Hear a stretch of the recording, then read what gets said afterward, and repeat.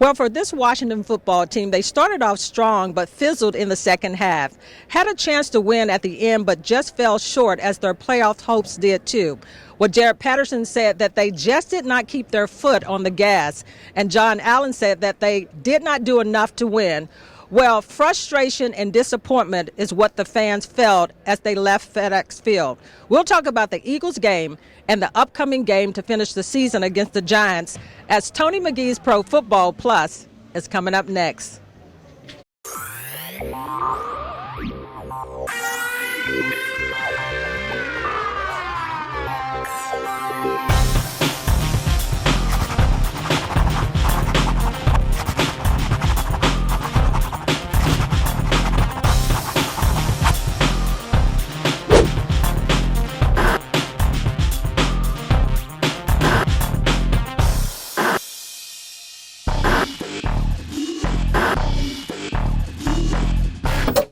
Welcome to Tony McGee's Pro Football Plus. Today, we got a big job to do. We're going to show you how Washington football team and Antonio Brown are one and the same. And you know why? Because they both done, and we'll tell you that. I think we still have a way to grow, though. It's one of those things we'll continue to grow. But we showed what we are capable of. We showed some resilience at times, and then sometimes we just, it was overwhelming.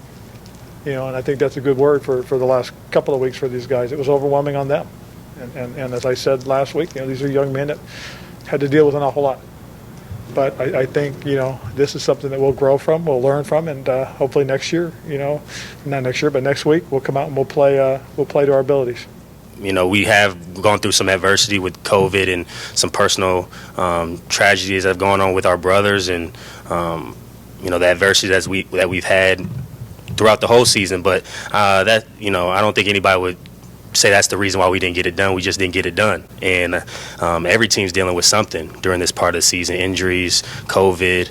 So by no stretch of the imagination do I want that to be out there, that we feel like that was an excuse or a crutch why we didn't get it done. We just didn't. We didn't get the job done. When you put on the pads at the beginning of the season, is to have a chance to make the playoffs, win your division, make the playoffs, and try to make a run at the Super Bowl. And to know that we're not going to be able to do that this year is disappointing, especially off the year we had last year, and we felt like we were going to try to take some momentum into this year. But with the NFL, everything is earned week in and week out, and I felt like we went on a stretch run when we were running that stretch of games, and then we got into the division and we just didn't get it done, and that can make or break your season, and it kind of broke ours. So we have an opportunity to just try to finish this season off on the right foot, with a win against a Giants team who I feel like is not going to let us have anything.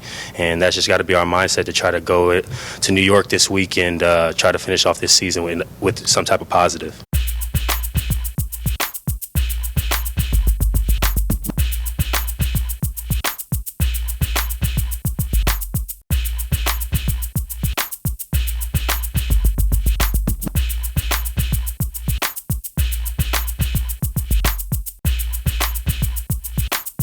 Welcome back to Tony McGee's Pro Football Plus. Now, I'm looking like I'm happy here, but I'm not happy. I'm happy to tell you guys the truth. We are looking at a team right now that's going home. They're just like Antonio Brown. They exploded at the wrong time. We thought they were going to get in the playoffs. We thought 2 or 3 weeks ago they had come to senses. And then on Sunday, when they ran the ball the first half and they scored on every possession, then they come back in the fourth quarter, 7 minutes and 15 seconds left, and go for it on fourth down and give the game away. I don't know who to blame with this, but I'm going to look at Donna Hopkins because she have this quarterback of the future. I told you he's 50-50. He's going to give you a half a game, but he's not going to give you a whole one, Donna. Tony, you just better get your story. You just better get your story straight, because from day one, I said that they did not have the quarterback on this team that could take this team forward. So let's roll the tape back. But Mike, go get that tape, Mike. Get the tape. Get the tape back, because your Fitzpatrick, I told you, was not the answer. Heineke is not the answer. And even Cal Allen is not the answer. They got to get the quarterback position straight moving forward. So on Sunday against the Eagles, Heineke did come out strong in the first half. I mean, he hit some strikes to Cam Sims and Terry. He spreaded the ball along with a balanced running attack, but they went to sleep in the second half. 60, what is it, 4 quarters? And they went to sleep for 2 of those quarters, came back in the end and tried to win the game and just did not get it done.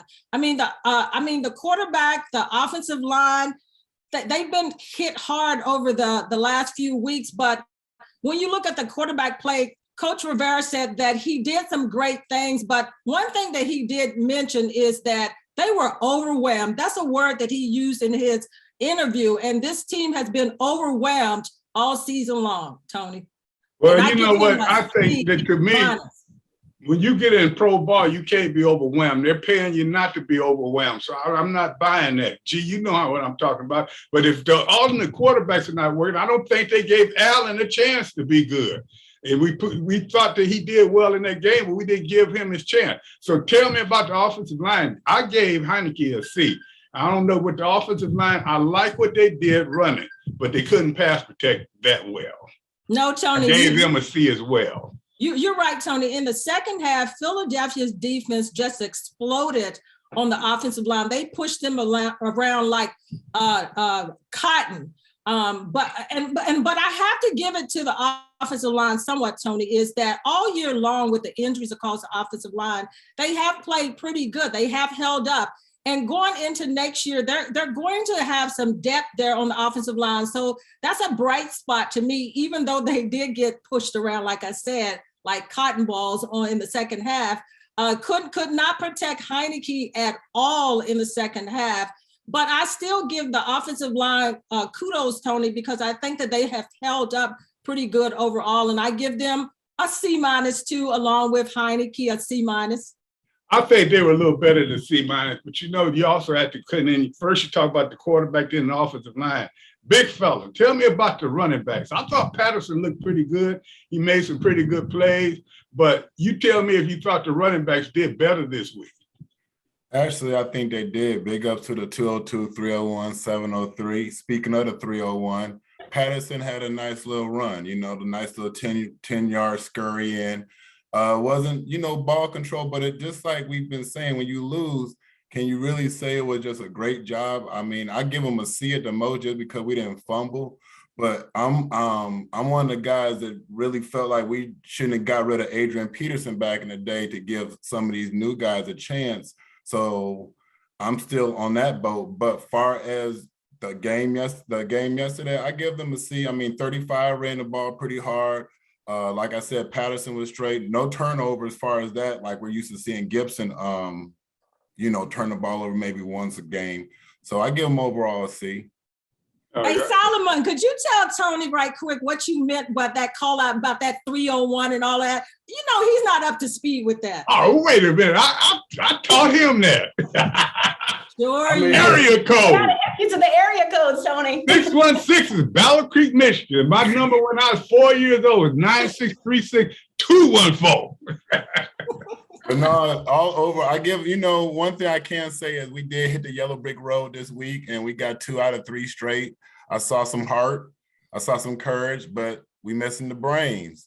Out coach once again. I feel like we, you know, that's why I'm a happier fan this week because the heart was there.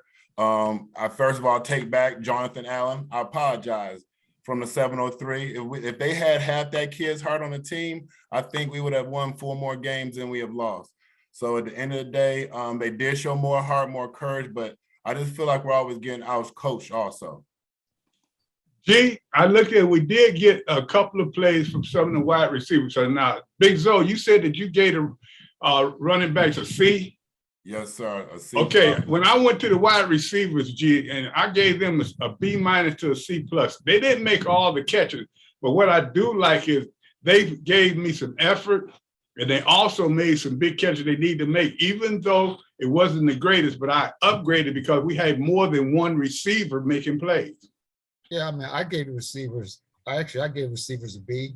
I think we have some good receivers. I think we really do. I'm not crazy about how we utilize them all the time. I like to be more of a vertical offense. I've said that from day one. I like to be a vertical offense where I can pick up 15, 20 yards on the pass play as opposed to 7, I got to run for 20, or, I mean, look at their averages per catch. You can tell, like, I mean, we average like 8 yards a catch. That's not even the first down.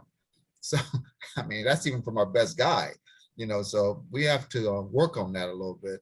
But I gave them a B. They catch pretty much what you threw to them. So I was not happy for the performance because we lost the football game. Anytime you lose them, you can't be happy about it. But I gave them a B+ for their effort. I mean, a B for their effort. Oh, okay, Mike. So it looked like when our tight end got hurt, though, it did kind of hurt our receiving core. Yeah, we're going to get into a big debate about John Bates, but yeah, once you lost into rookie Seal Jones in that game, and I understand he is up and around, he's going to be okay. He's in concussion protocol. Once you lost him, your choices at tight end were very slim, if none. Sammis Reyes hasn't quite matured to the level you'd like him to in terms of catching the ball, but I did see him on at least 2 plays, a very proficient blocker. He's obviously a big target, and you don't get around him. You have to go through him. But in any case, I really think if you look back at John Bates, and he was never touted as this great receiver, but he catches these low balls, he catches the high balls. And in addition to that, he's a phenomenally ferocious blocker for 6'5", and relatively quick, but not terribly fast. Now, I saw that replay 4 times, and I thought the defender tripped him. He stepped on the back of his heel, and he tripped. And Heineke, in his actual press conference there where Donna attended, he actually said, look, I thought that was going to be the best ball I threw all game. That deep route down the middle on the fly, he thought for sure he was going to catch it. They were going to win the game. He stepped on that heel of Bates. Now, is that pass interference? I don't know, but I can't put that on Bates. I just can't. And why in the world, if he's so doggone good, why does he throw 36 times in a game and doesn't get one bloody touchdown on a reception? Not one in 36 throws. And why does he throw 36 times? Wait, you kind of jumping the fence there. You talk about Bates, then you talk about how he threw. You heard a man going to the Hall of Fame tell you the tight end should have got the ball. That's what they get paid for. Everybody step on everybody's feet. Just like we doing this broadcast. We be stepping on each other. We can't call pass interference every time. They got to get the job done. Somebody save me here. I know Tony was shaking his head on you. I know he was. I know. And let me tell you this. That's all I have to say. Mike, I like Else, what did you see in that game? Tell me what you saw? Any improvement in any place? Oh my gosh, let's be honest here. We're talking about giving grades, and grades means a mastery of a subject. And it's hard to say anything was mastered in this game, Tony, because the Washington football team was on the losing side of the football. And this is coming from someone that teaches the students. Tony, if I was really giving a grade, I would tell them, you got to come talk to me after class because something is wrong in Washington. And this is why they've been on this losing streak in Washington. We're talking about the Washington football team offense, which did look great in the first half of the game. But football, as Donna said, it's 4 quarters. You got to play all 15 minutes each quarter of the game. And that just didn't happen. I think the Eagles went into the locker room and we heard that Fletcher Cox, Anthony Harris went in and said, look, we need to make some changes. And lo and behold, the Eagles did make some changes in that second half. And Tony, I think we saw maybe the best defense that we saw in the football game was the railing falling at the end of the game. That was one of the closest times they got to even sacking Jalen Hurts. I mean, it was just that bad. And so I think we're looking at this Washington football team, a team that went into this game knowing that they had to win to have any hopes at a postseason, something that we're not used to in Washington because this team for a long time is not getting to the postseason, Tony. So I think we saw some glimpses. We saw some hopes. Solomon, thank you for shouting out people from the DMV area. It was great to see the DMV's own Jared Patterson get in the game. But after that, I think we have a lot of questions. We have questions about Taylor Heineke. We're hearing that he's probably going to be starting the next game against the Giants, but I think we know he's just not the quarterback of the future. And once again, this defense that's supposed to be booming showed up in the first half, but yet again, in the second half, they just weren't the defense that we needed them to be. This game was not as bad as the first time they played the Eagles. And this is a defense, folks, that almost gave up 1,000 yards the past 2 games. Was not that bad, but a loss is still a loss. And now we're still having questions about this Washington football. But, it may not have been as bad as the first game, but they weren't playing for a playoff spot, so it makes it worse. And I tell you what, I want to talk about that in the second segment. But before we finish with this segment, Adam, even the special teams, the first play, they had a good run. They did some good things, but they just weren't on their game either. And you, Well, what grade would you give them? I gave them for the first time C minus. that's about where I'd be, Tony. And I think, special teams has been a big part of their struggle this year. I mean, if you can't score, and that's something they haven't been able to do over the past couple of weeks on a consistent basis when the game has been hanging in the balance, then what you've got to do is shift the field position via special teams. They didn't do that by making big returns when they needed it the most. Therefore, they had a longer field at the end of the game. They couldn't move the ball down the stretch, and it cost them. Mike, we got two more to hit before we get out of here. You tell me how the defensive backs scored. Missing Collins seemed like that was a big one. And I looked at the defensive backs. I saw some good things. I gave them a C minus. Mm-hmm. Well, actually, I did not give the tight ends a grade. I'm going to give them a C plus, strictly because defensive backs. No, I'm sorry. I'm going to give actually the tight ends. I apologize. You got them on your mind because your boy got hurt early. No, but I didn't give him a grade. But I asked Kelsey. I phoned Kelsey today. I said, Kelsey, you got to talk about the defensive backfield. And you know what? Remember how Cameron Curl was a big surprise a couple of years ago when he came out? Darryl Roberts, he might be a big surprise at corner. That guy, that young man is fast, but she has more on that than I do, Tone. We'll hit it in the second one, but I do have to say this. I know I'm supposed to hit the linebackers each week. I've said how bad they are. I waited to the end because Holcomb is making plays. He's starting to look like that draft choice that he deserved to look. When we come back, we'll talk about some decisions that were made, especially one in the fourth quarter where you have a chance to win. You got 7 minutes and 15 seconds left, and you go for it. We'll be back in a moment. You don't want to go the whole offseason with a bad taste in your mouth. So, we want to finish it on a strong note and, finish it feeling good going into next year. Do you see things that you can build on as a team, or is it still, hey, we got to start from zero next year? I mean, every year you start from zero, and at the end of every season, there's always things you could build on. But at the end of the day, we don't believe in moral victories here. We're here to win football games, and that's what we get paid to do. So when you don't do that, not a lot of moral victories in that. I feel like sky's the limit for this team. I mean, we just got to, I think, we got to start faster, in the beginning of the season, and then, get some pieces back. We're missing a lot of pieces, a lot of injuries on this team, guys dealing with a lot of personal issues. I feel like, we just got to build some depth and get our guys back.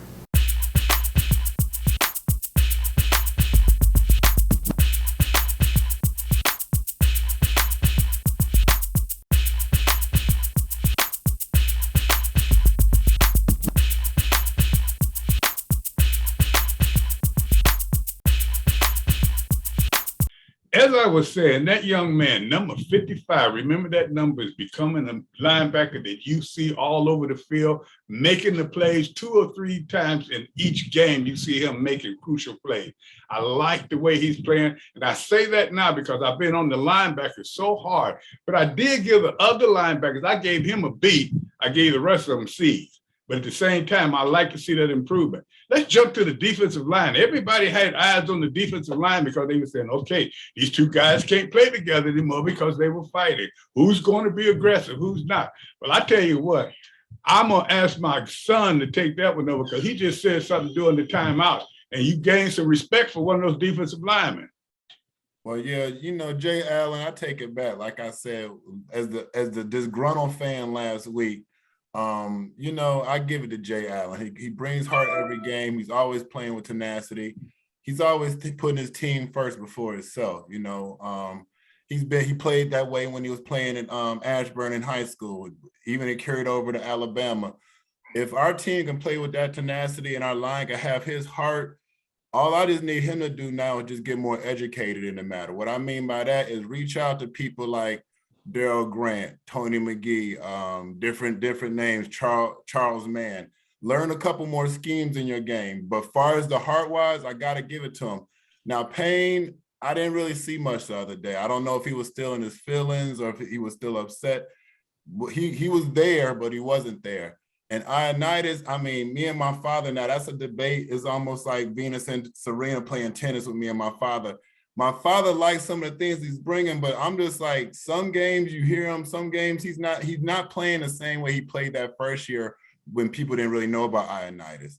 So I was just like looking at the middle, I just, as far as Jonathan Allen, that's somebody I feel like we can keep moving forward with. Payne, that would just be a decision for the coaching staff to make, as far as I'm concerned. And Solomon, I like the fact, but Tony, I like the fact that John Allen doesn't make excuses week in and week out if they don't play well. He calls it like it is, almost like I call it like it is when you're talking about the defensive line and you don't want to hear the truth. I tell the truth about it.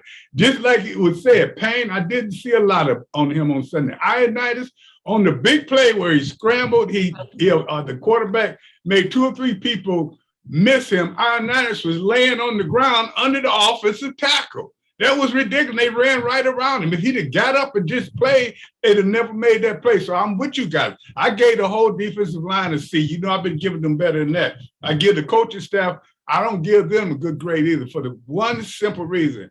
When Turner was here, we always noticed one thing. Whenever he made a big play or big something downfield, the next thing you see is a reverse or you see some kind of trick play. They had a big play, then they go for that triple reverse and get caught in the backfield. And then the next time they're going for it on 4th down when you got plenty of time in the game if you have confidence in your defense. I said all that to say that the defense did not play up to steam. Holcomb was the best player there, and they're going to have to do better. You can chime in, any of you. Let's talk about it. Hey, Gary, can you believe that Tony is giving the defense a low score, him against the defense? Well, I mean, everybody's gonna get a low score when you lose. Unfortunately, that's just what it is. If you lose, you didn't do something right. And that typically goes across the whole team. Offense didn't play as well as they could, defense didn't play as well as they could, and of course, special teams didn't play as well as they could. So, that's what happens when you lose. And lose, you're always gonna be a C or low, typically. Tony, I do have to I'm gonna take back my B that I gave receivers and give them a C because they lost.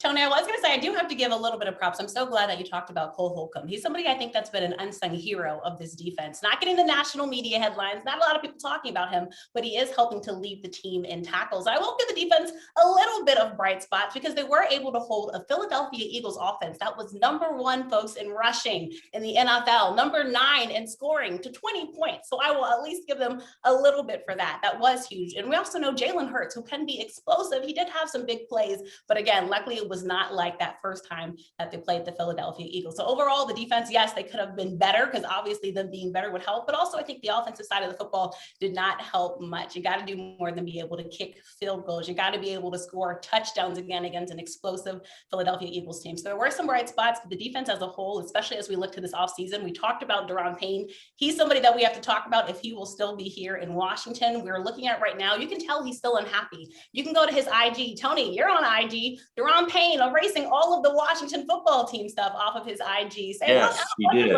And that's a big deal, Mike, right? Because you can tell there's still tension there. It's not just something between brothers. No, Daron is angry. He's unhappy. And Jonathan Allen, yes, we can talk about his heart and passion on the sidelines, but that has to impact your team. I would love to see the other defensive leaders rallying around him. You can't just have one player mad on the sidelines. You need to bring that to the football fields. I think there's a Kelsey, I got to call you out a little bit because you talked about the fact that you were giving the defense kudos because they shut down the #1 Eagles running game. They were missing their top running back. That don't mean nothing. Now, wait, Donna. Wait. Everybody was missing people. They were shut. Their #1 running back was out. So I would shut them down also. Was our #1 running back out? Yes, they were. Yes. Well, he's been struggling a little bit, Tony, but come on. Yeah. But to be fair, the Philadelphia Eagles, if you look at their backup running backs, still solid running backs, Scott and Howard. So yes, they were missing Miles Sanders with a broken hand. But again, and also let's remember Jalen Hurts is also a runner in that running core that will. Well, they didn't shut down him. They didn't shut down him, but otherwise. But otherwise, right. So I still, again, give them a little bit of props again for holding the Philadelphia Eagles to 20 points. But yes, of course, there's lots of questions on the defensive side of the football. Again, lots of questions as we move to the offseason with this Washington football team, because things aren't clicking. At least last season, we had a defense that we could boost about. This season, we just don't. And it's just facts. You know what, Mike? And it's funny, they broaching the things we were talking about, who's going to be on this team, who's not going to be on this team. What's your thought process on that? Defensive-wise, do you revamp the whole thing? Now you're starting to see that you got 4 good linemen, 5 good linemen, so you can make some moves there if you want to. You got one linebacker is proving himself, and the other young guys coming along making plays. Defensive back with Collins doing what he's doing, that makes him look good. Where do you hit this defense to make it better? Because you gotta make it better than it is. But it's the best part of the team right now. Yeah, I was very surprised to see Jamin Davis, who was active for the game and had one of the only sacks, or the only sack in the game. And really, up until the first part of the second half, he'd only played a couple of plays. And I ran into a couple of the reporters and I said, am I missing something? Is there something wrong? Why is he not playing? Why are they playing other linebackers? And nobody seemed to have an answer as to why that young man wasn't in the game the entire time. But they're definitely, in the first or second round, they're definitely going to have to get another linebacker. I mean, they weren't going into the season with 3 prime linebackers anyway. And of course, Jamin Davis is going to have to step up next year. But I just want to make one comment. We are so hard on this team. But remember, Ryan Fitzpatrick was your starter. Was there anyone in this world that could have predicted that he would have been knocked out in the first game of the season? And just one thought, after watching this team pass block this year, he would have not lasted more than a couple of games anyway. I know the offensive line early on, when they were intact, were good. They were great in terms of the running game, but they weren't the best pass blocking offensive line after a couple of injuries, and they lost their center. So, I mean, did anyone ever see Heineke really honchoing this whole team for an entire year? I mean, did anybody? He got paid for a year, didn't he? Yeah, he did. He got okay. That's all I need to say. He got paid for a year. Hey, G, I wanted to ask you this. I'm kind of jumping backwards here, but they were talking about, can they pay Carey, or can they pay the defensive tackle? What do you look? Which one of those individuals can get us a #1 draft choice or a good quarterback? Again, Tony, you know how I said last week, I like the team that we got. I really do. I could win with this team. I'd be in playoffs every year with this team. You have to inspire your players to play.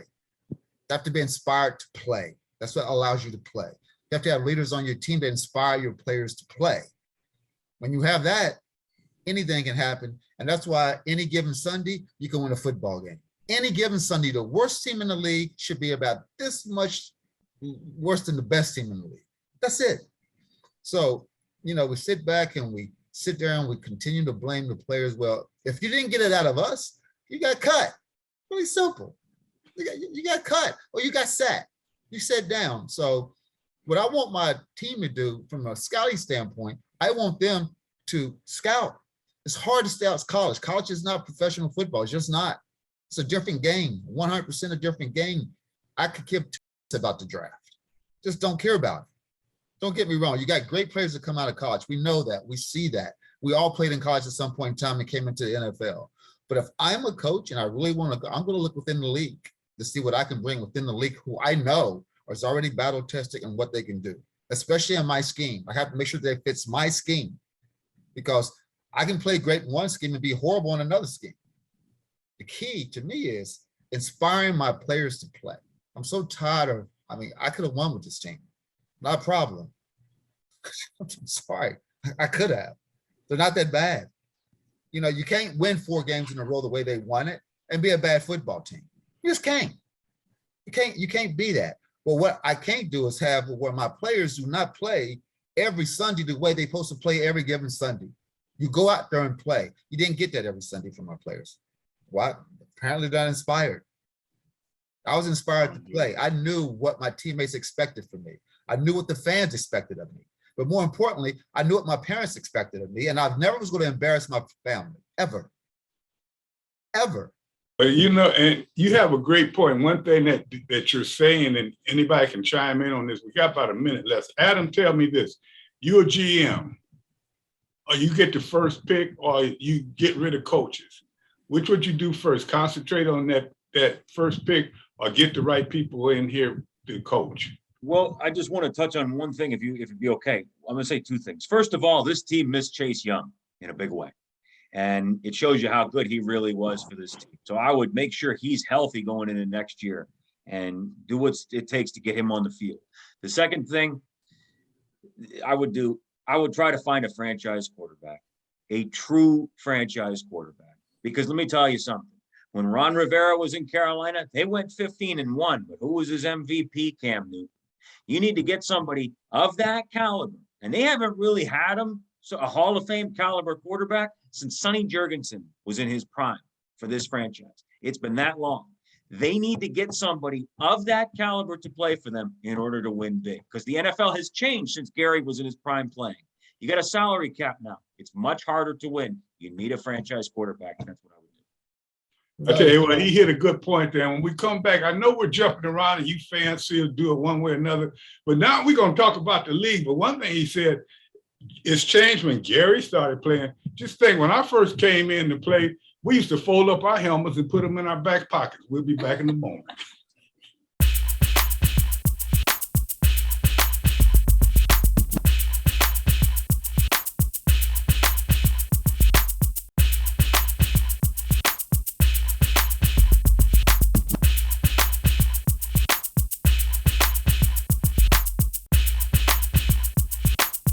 Well, you know what, Tony? That ending segment is perfect leeway into our fan question of the week for the panel. Nato from Silver Spring wants to know from the panel is, with all the glaring needs for this team during the offseason, which will shift this team forward, upward? Drafting, signing a franchise quarterback, which Adam hit on that, the coordinator changing on both sides of the ball, or what? Tony, talk to me first. I like it. Looking at new coordinators, I don't know a lot about them, but what I've seen with the product, I've seen it good at times, I've seen it bad at times. I'm not a GM, but I think I'd have to look at that. Getting a franchise quarterback, as I say, you got to have somebody to coach him. But anytime you can get a franchise quarterback, is good, but sometimes franchise quarterbacks, like the young man in Chicago, haven't had the opportunity to prove he is that. So that may not just be the only thing they need. I think you got to get a franchise quarterback and a franchise coach to coach it. Hey, Solomon, I just can see you glaring to talk about this. You're next. I mean, I'm thinking of to sign a quarterback, and I mean, I'm gonna just throw a person out there right now. I'm gonna try to use my Donna and Kelsey links to see if I get into a cocktail party where Sierra is. Because if I talk to Sierra, maybe we can get Russell Wilson to come back to the DMV area and get taken care of well and finish his career out here. I could see him and Scary Terry already together making magic. I could see him using the receivers like G said that does not get used, like the kid from Alabama that makes great plays every time but disappears, the fellow locksman. I could definitely see us getting a quarterback like Russell Wilson and elevating the play of the rest of the players that we have and sign a few new pieces. I just want to know, can I go to that party with you? No, Tony, you're not invited to that. You're not going to get the link. They don't let old people come to it. Hey, Tony, you're not getting the link. Hey, Gary, I mean, should you change coordinators? Is it the quarterback? What do you think that needs to happen for this team to move forward? Well, I think, again, like, it's inspiration to me. Like, I need people that's going to inspire me to play. Best thing Joe Gibbs ever did, he inspired his players to play for him. That's huge because you didn't want to disappoint him. It's inspiration. And Joe did not make me a great receiver. He didn't make me a better receiver. He inspired me to be a better receiver. You know what I'm saying? So for me, it's all about the inspiration. I need my leaders to inspire me to lead. And sometimes that may be you smacking me in the face to inspire me to do better. I understand that. I'm all for that because whatever motivates my team to win, that's what we have to bring to the table. Like, again, I'm fine with the team that we have. I really am. At the end of the day, we've never won with a franchise quarterback. If you look at it that way, we won with three different quarterbacks. That's what we won with 3 different quarterbacks. They were all great quarterbacks. Don't get me wrong. They were great quarterbacks, but they're not considered a franchise quarterback. They're not considered a Hall of Fame quarterback. But what I'm saying is they was inspired to play. They led us, and we won with that leadership and that inspiration. Among the other leaders who we had, which we had about 10 leaders on each one of our teams that we won with. Not one leader, but quarterback. Joe T was a great leader. Doug, great leader. Mark, a great leader. But we also had about 8 other people leading that offense as well to get people motivated, inspired to play well. So for me, it's about inspiration. Inspire me to want to play for you, to want to win for you, to feel ashamed if I don't play well for you. Not that I'm going out to the club whether we won or lost. That would not hold up in our era, period. Like I kicked their ass if they went out for lost. Now let's mark this date. That's the most I've ever heard Gary Clark say. I know, Tony. Get it on the map. But before you get to Kelsey and Adam, one thing that he did say that made me think, Joe Gibbs made every player know that you got a position on that team and you own it. And that even if you running down on kickoffs, that's your position. Everybody was important. And so, that's what this team needs as well. I'm sorry. Go ahead, Donna. So Kelsey, I'm going to talk about the coordinators, offensive coordinator, defensive coordinator. Do you keep those? Have they done the job? Have they done enough to be on this team come next year? Great question, Donna. Well, right now, the Washington football team is not leading any stats on offense or defense. So I think that answers your question. But I want to go back to the conversation that we're having right now about the quarterback. I hear what you guys are saying, but it's a different league right now. We are right now in a league where franchise quarterbacks are the teams right now that are winning. We can look at Joe Burrow right now and the Cincinnati Bengals team and just the change that they've had. They fixed their offensive line, and Joe Burrow is playing some of the top football. I mean, you can look at all across the league where you see Aaron Rodgers and the Green Bay Packers clinching. That's for a reason. And I think the Washington football team, yes, we can look at coaching and things like that, but also I'm looking at a Raiders team that went through something with their head coach and they just found a way to win a game and they're still right now in the playoff hunt. So I hear everything that's being said, but I think it does have to start with the players, and you want to make Washington DC a destination point. We've been talking about Terry McLaurin. If you want to keep Terry McLaurin in Washington, I better get him somebody that can throw him the football, which means you need a franchise quarterback. You need somebody to be that guy. I think Washington football team, you have the receivers, we have solid tight ends. Now you need somebody to get them the football. So I do think it starts with right now getting them a quarterback. I think if you get a good quarterback here, you're going to want to get guys here that want to play around him. You can fix that offensive line and everything else. Ron Rivera, I think if him beating cancer, Donna, really quick, is not an inspiration for this football team and still coaching and being on the sidelines, I don't know what else inspiration I can give them. Yes, we would love to get back to the Joe Gibbs era, but right now we're living in a world where college coaches are making more money than NFL coaches. So you might just not get the greatest coach right now on the sidelines. Had to put that out there because I think everyone wants to point to Ron Rivera, but it does take the players to want to win games. Again, you said the most important thing. Hey, the quarterback. But now I'm going to Mike. Come on, Mike. What are the pieces that need to be put together for this team to be in the playoff come next year? Donna, that is an interesting question because I just look at what they've been doing the last several years. They're not going to put a lot of money out there for a franchise quarterback. They're not going to go after someone like Russell Wilson. Here's what I think they're going to do. They're going to go after someone like Tyler Huntley, who's playing for the Ravens right now, and or the one that I like. I hope not. Marcus Mariota, who's going to be available and had great stats with Tennessee, just didn't win the big one, but had great stats. They're going to go after a second-tier quarterback, and then they're going to pull probably in the second round, maybe not the first round, the second round, they're going to pull a young quarterback through the draft. And Heineke's going to be on the squad. I have no idea about Kyle Allen, but that's what they need to do. They need a second-tier quarterback, someone who can scramble, somebody who can throw. And all you have to do to get Tyler Huntley is basically match the offer that the Ravens give him because he's a restricted free agent.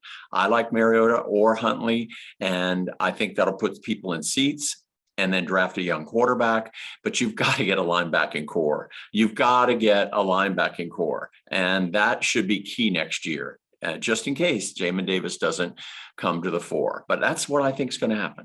Hey, Mike, we're not even in the segment of...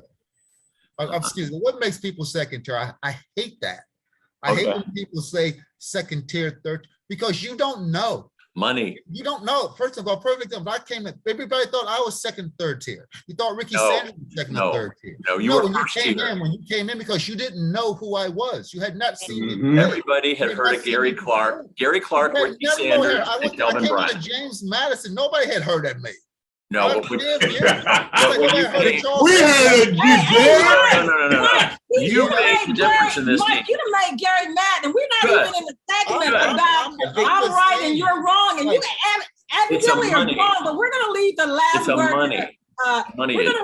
We're gonna leave the last word to Adam before we throw it back to Tony. So, Adam, has this team in 2022 moved forward or backwards from last year? I think they're right in neutral. I think last year was a horrible division that somebody had to win. Therefore, Washington won it. You saw improvement from Dallas and Philadelphia, and you see Washington in third place there. What I can say is that they've made some progress in certain areas, but one guy I would definitely hold on to that there've been questions about, Landon Collins. I would keep him. I think he deserves to stay. They've missed him these past couple of weeks. Hold on to him, keep him going, stick with him definitely. But definitely, I would say that they're right in neutral. Next year's a big year. It's Ron Rivera's third year in Carolina. They made the playoffs with a winning record. I hope to see more of the same this coming season. Hey, Tony, it's back in your hands because the gloves came out over the fan of the week's question. You even had very heated down there. I know it. And if you take a look at it, all of you had great points on that. But the thing about it, at each point need to be looked at by the Washington football team to make them a better team. And that's what we talk about this year in and year out. Time for them to make the right moves. We'll be back in a moment.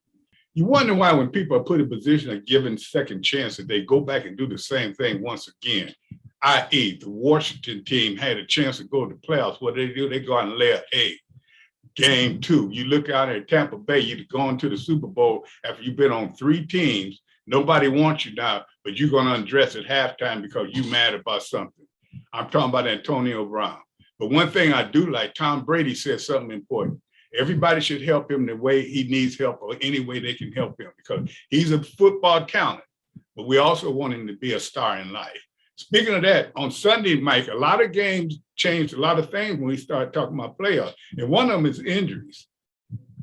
Oh yeah, most definitely. If you go back and look at what happened on Sunday, and of course that's going to be key. And remember what I said earlier in the season: the teams that, like the Washington football team, that are getting these COVID infestations early on might have more players available for the playoffs, but Washington didn't make the playoffs. But that's something to take a look at. The Rams got it out of the way, much like Washington did. So it'll be interesting to see if some of the other playoff teams like Green Bay has a big infestation of the virus, and you've got the Rams who are basically going to be 100%. I think that is something to talk about. That's something to think about. But nonetheless, yeah, you had an awful lot of stuff going on. You had the Raiders cornerback, Nate Hobbs, arrested on misdemeanor driving while under the influence charges. So the Raiders have a shot, but you can't start losing defensive backs and important players. Well, Mike, I think like Mike said, Tony, I think that the COVID is going to affect a lot of teams moving forward. And even Mike said that the Rams got 100% of their players back. You don't know from week to week. And the best thing I think Gary said about 2 weeks ago is that you go home after practice and you stay home. You make your movement as less as possible moving forward, because going into the playoffs, you're not going to have games canceled to be played the following week or the following few days. It's going to be, you got to play with what you've got on the field, and that could end up changing the scope of the playoffs moving forward for each team. They've already said that if you do not have enough to field the team, you forfeit the game. Yeah, you know what's interesting? Jason Kelsey, Fletcher Cox, Dallas Goddard among 12 Eagles. They were placed on the COVID-19 list on Monday.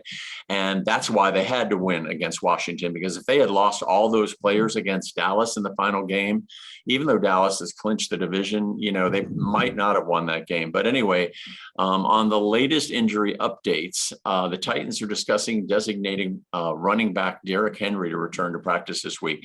You sort of thought they might be fading there. But now Tennessee getting Derrick Henry back, what's that mean? Titans are that team you have to just continue to account for. Let's say King Henry. We're going to make sure we give him his proper due because we know what he can do in that backfield. And Tennessee found a way to win, obviously, this Sunday. And we're talking about quarterbacks again with a Ryan Tannehill, who's not maybe the best quarterback on paper, but again, getting the job done. So I think Tennessee could be that sneak team in the playoffs. They're definitely a team I would watch out for, especially if they're able to get their running game even better, getting Derrick Henry back. So again, that's a big deal for many teams to look out for. All right, Kelsey, I just want to wait, Mike, before you go. I want to ask you one thing, Kelsey. You said that the quarterback down there in Tennessee is doing well. Well, who did he beat out for that job? No. I didn't say he was doing well. I said he's mediocre quarterback, Tony. But he still beat somebody out for that job. Who was it? Oh my gosh. What's my guy, Marcus? Yes, I don't want to say it, Mike, but we know. But you know what? Call it like it is, Tony. Call it like it is. You know I wanted to bring that point up. Mike talking about bring him here. He couldn't even keep the job down in Tennessee.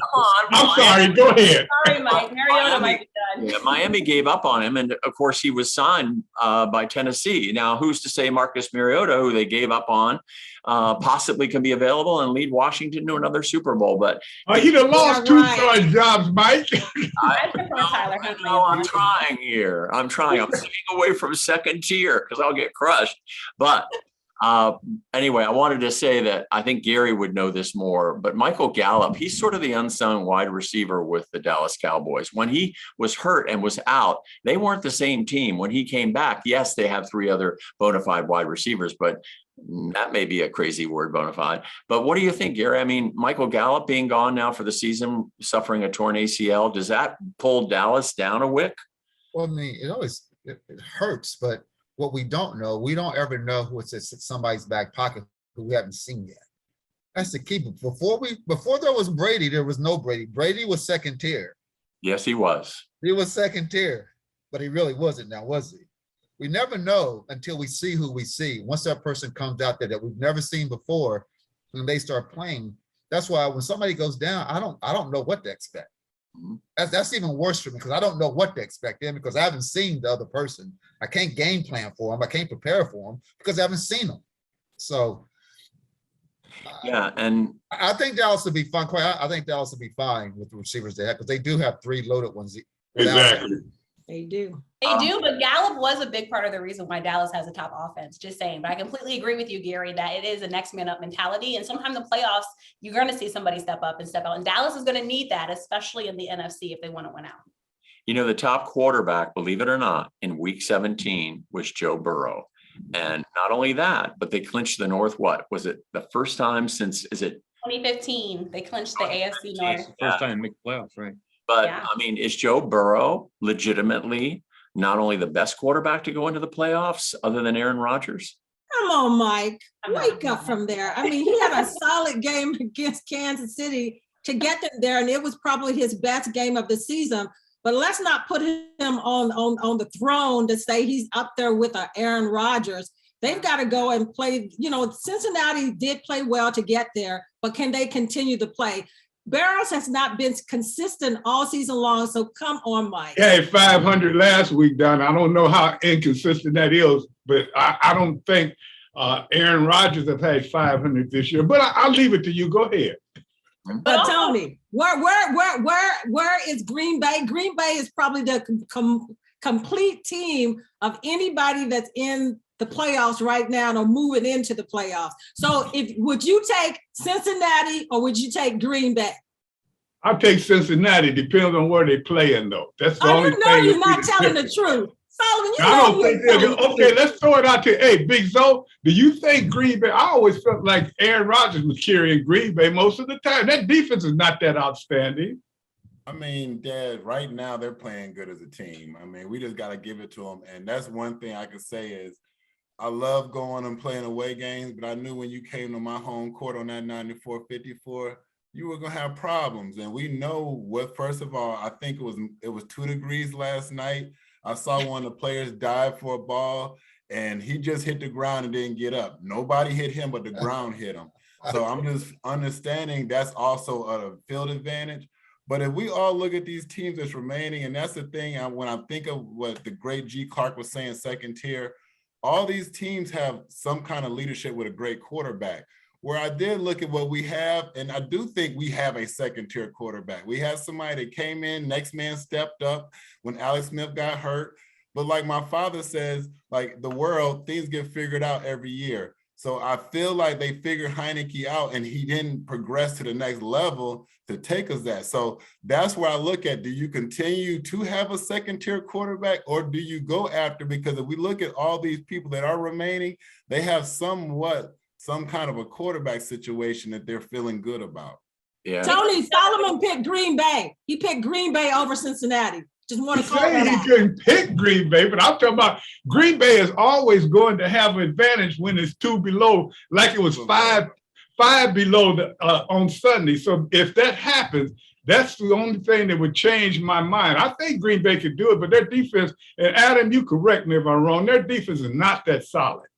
Green Bay's defense is good, but not off the charts great. But I'll say this too, Tony.